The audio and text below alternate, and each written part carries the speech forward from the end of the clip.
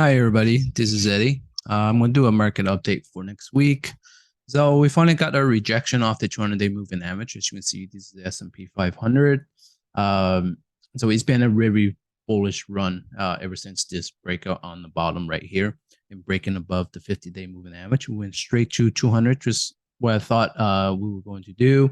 We first hit this resistance area right here. It broke through it, broke out, and then I thought we were going to hit the 200 before we get the rejection. So we finally got that rejection. Next week, what I'm looking for to see if it actually holds this level right here. This is a very important level to hold because this is the area we broke out from. Potentially, we could get a gap fill. There's a gap right here. So potentially, we do get that gap fill right around the 100-day moving average before we get our move up, right? If we fail this area right here, this is a very important area. So if we say we fail this area, we're coming back down. We're going to test 4,000, which is right here, right? So on our way down, these are our levels. What I'm looking for is for it to hold 4,200 on Monday. If Monday we can hold 4,200, potentially we get that wave up, right? We get like a small little pullback and then test the 21-day moving average maybe, and then we're going to bounce right up, right? We're going to see what happens. The RSI is starting to cool down. If it comes back down, I would like to see it hold the 50% percentile line. If you can hold that and start bouncing back up, I think we'll get a continuation in this trend, and then we can call this a market bottom once we get above the 200-day moving average. Right now, we're still showing heavy resistance right at this area, and so let's see what happens next week. Right? If you look into the smaller time frames, this is the 10-minute moving average. I'm just going to expand this. So this is a 10-minute moving average. You can see that we actually in like a channel down in 10 minutes. So yesterday we talked about this breakout right here. So we've broken out. It was a fake out because we never even came up to this high right here, and then it got rejected. Once it got rejected and broke this trend line, it was done, right? So we gapped down at the open, and it completely broke that down. We even broke down the lows of that consolidation. So that was a big, meaningful gap down, and I thought that this is the type of gap down that will be gap and go, right? I gave the market a few minutes, and then I went in with some puts. I actually couldn't trade on Friday, so I just bought puts and I left it there. I choked my profits midday, so it was a really good play. It just went straight down from there, right? Once it broke that that low there, it was done. it was coming down. So I am projecting to look at bottom of the channel, which is around that 4,200 area, and also this like support area right here. As you can see in the volume shelf, there's a lot of supply, a lot of demand at this area before. So hopefully you'll hold this area, because if that does not hold, the majority of the volume is at this breakout range right here. As you can see, there's huge volume around this breakout range. So that's the area that I am looking for it to hold, which is around between 4,000 and 4,200. That's the main area that you can consolidate into and then reverse back up, right? And if it does break down from here, expect a pretty big move down, because it would come all the way down to test the lows again. So that's one of the scenarios as well. But as of right now, I'm still a bullish bias. Right. All right. So let's take a look at some stocks. Let's go on this side. Right. Also, the S&P 500, it's at 2 standard deviations away from the mean. So usually at 2 standard deviations, it tend to revert back into the mean. So it coming back down to around that 4,000, 4,200 area is pretty standard pullback, right? So it's nothing to be scared of at this moment. But as long as it holds the 50-day moving average, we're fine, right? It'll continue to go up. But it's once we lose the 50-day moving average, then you better start hedging again, because we're coming all the way down. And we could, like, there's a bearish scenario here where if it does come down, we're looking at around that 3,400 area if it does come down, right? So that was the original scenario. And if you can look at this, right, we're still in a very defined downtrend. You see how we got it rejected right at the tip of that trend line, right? So this was a projected reversal area. So in order for it to break out, right, you need to break out of this channel, and then that will be our trend reversal, and then our start of a bull trend, right?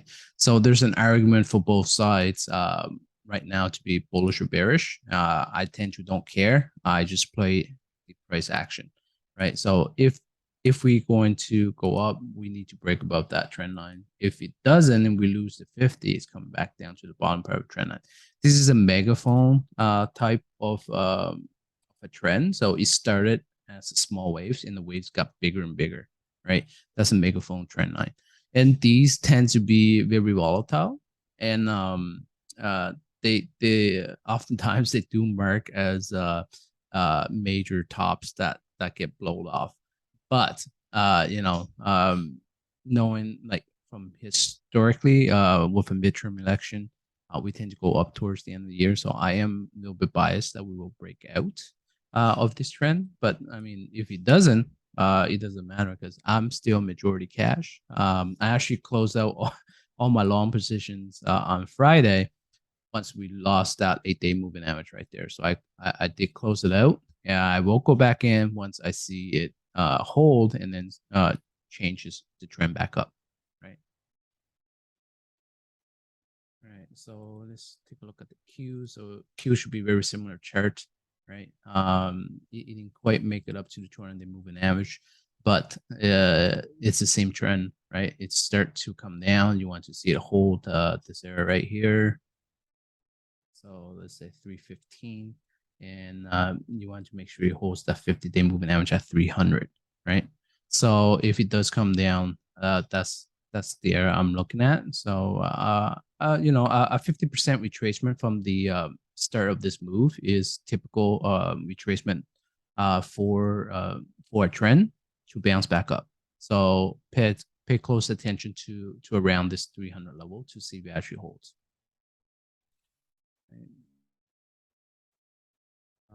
So the VIX, interesting. The VIX was below 20 for about the whole week, and then all of a sudden we were back above the 20 again.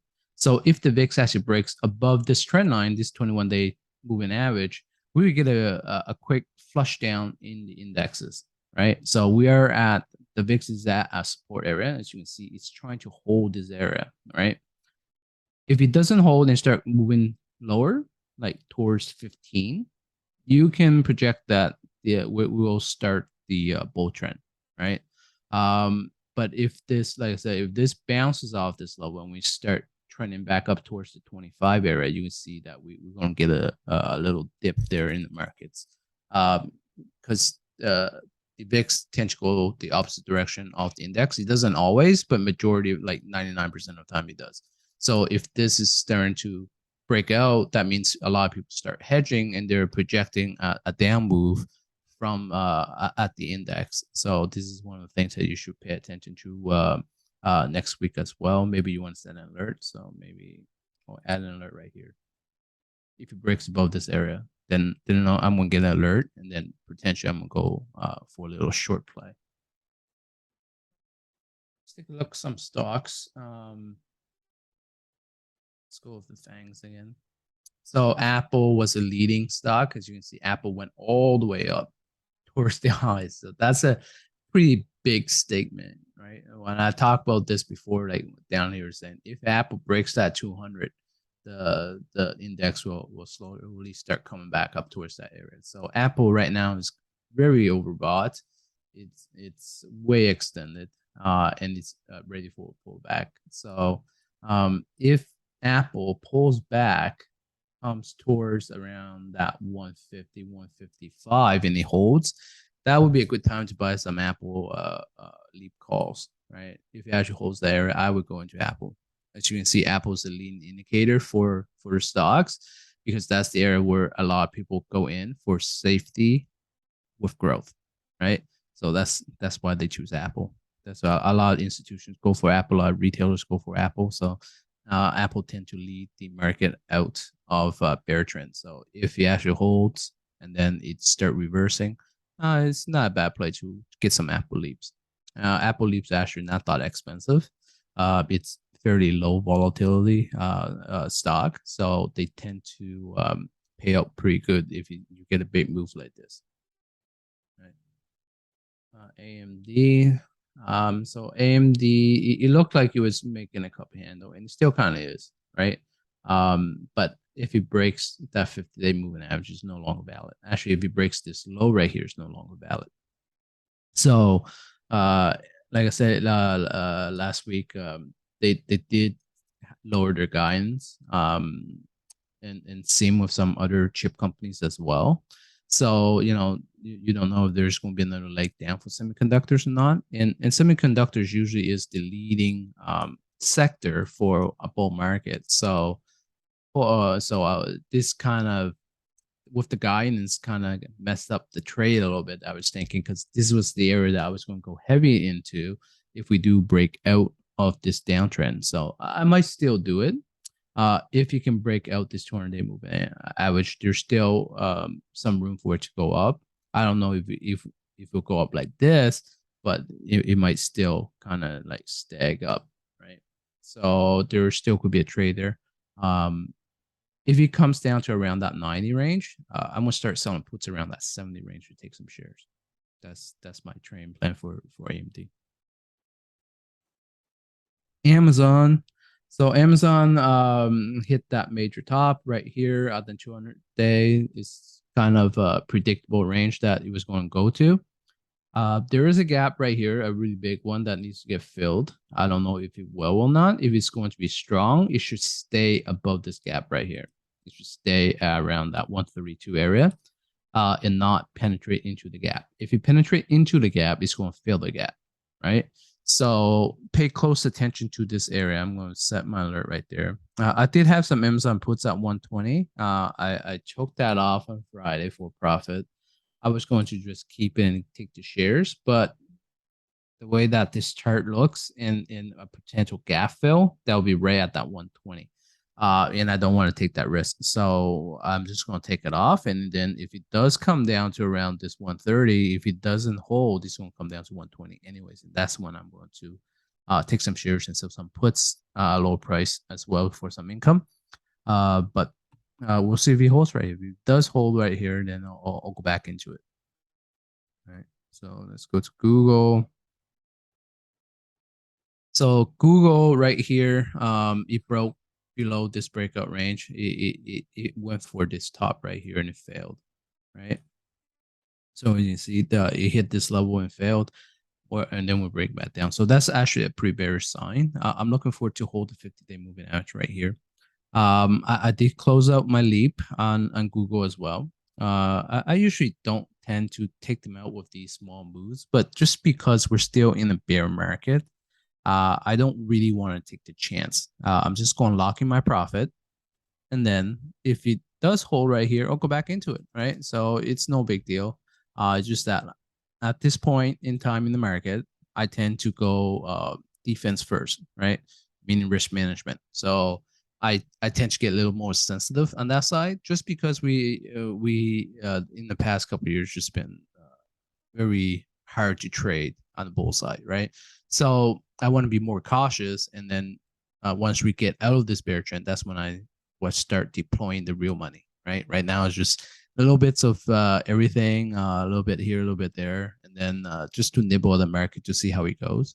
And if it doesn't go, just take them off. They're very small positions anyway, so yeah, I'm waiting for it to come down. See if it actually does come down to that 50. If it does, then I'm gonna settle it right here. If it comes down to that 50, I'm gonna pay closer attention to see if it holds.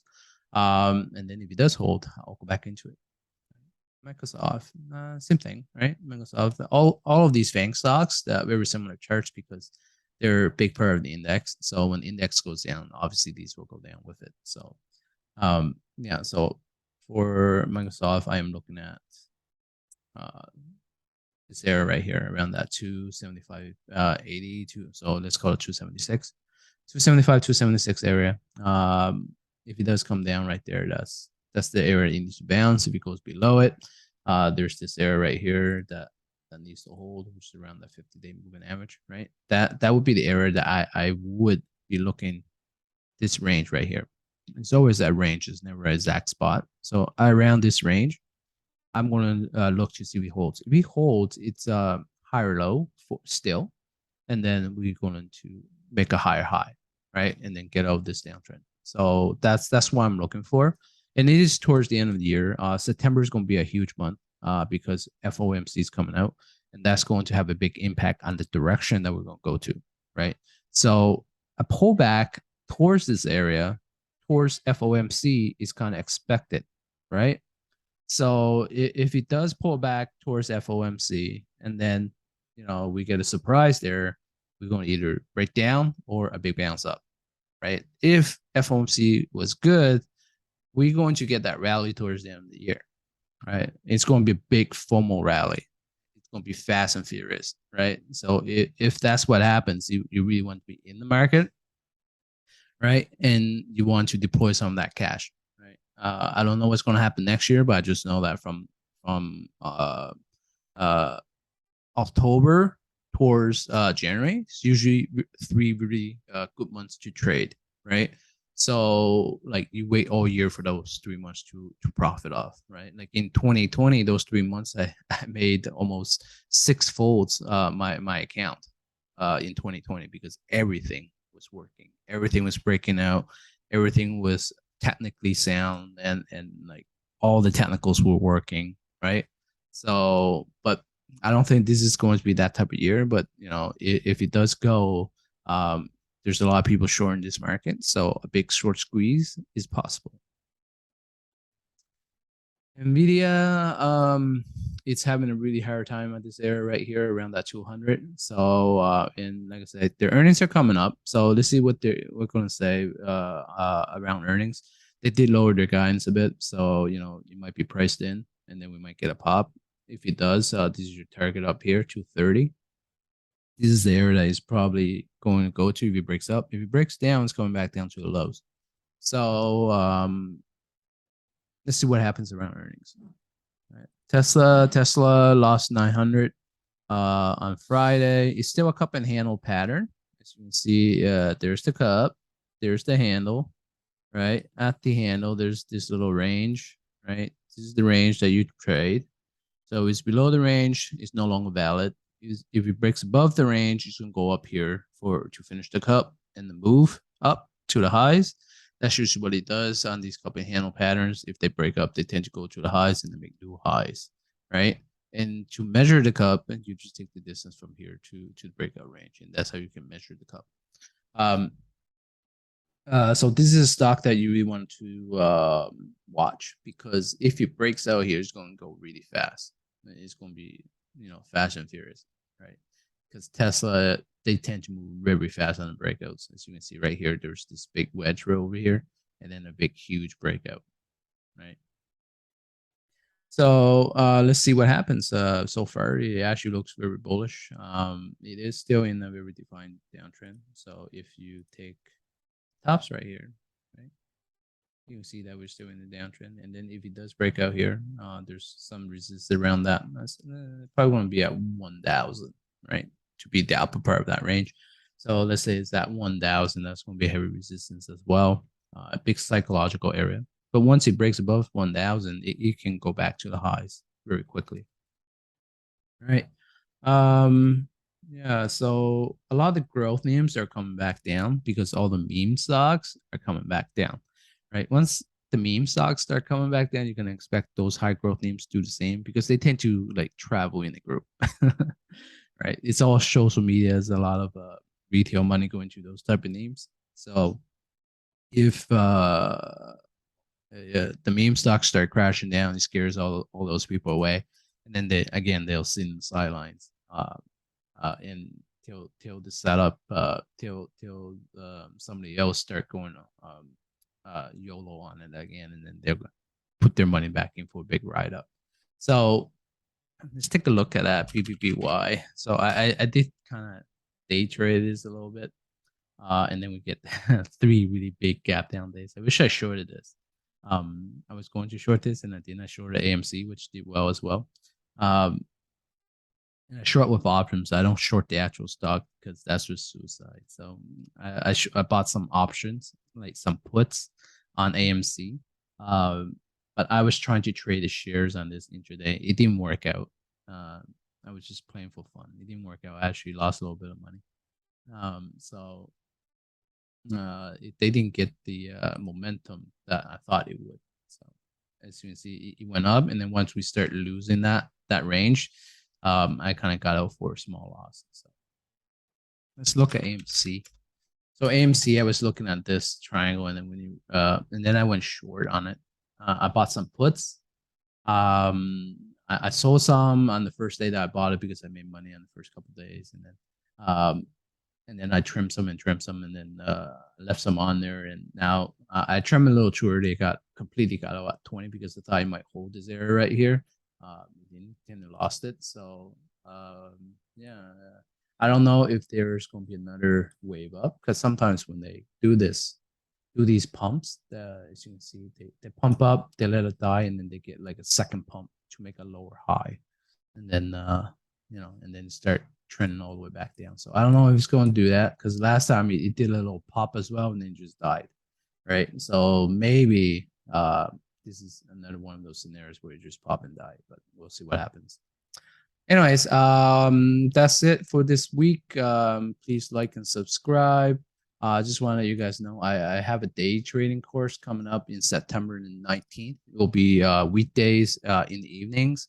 And we sold out of the beta course to launch it, because at that time I didn't think there was going to be much interest, but we actually sold out in like literally 2 days. So if you guys miss that opportunity, this is your chance to go into that day trading course again. And that course is it's a big learning curve.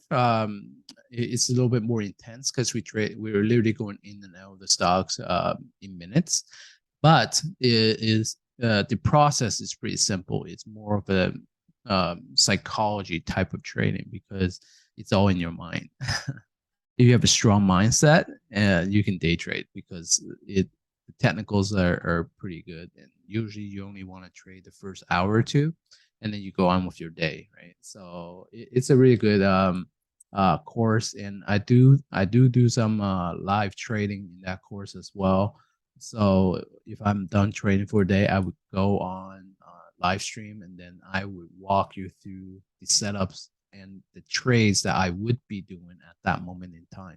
So if you really want to learn how to day trade, or take your trading to the next level, that will be the course that you really want to take.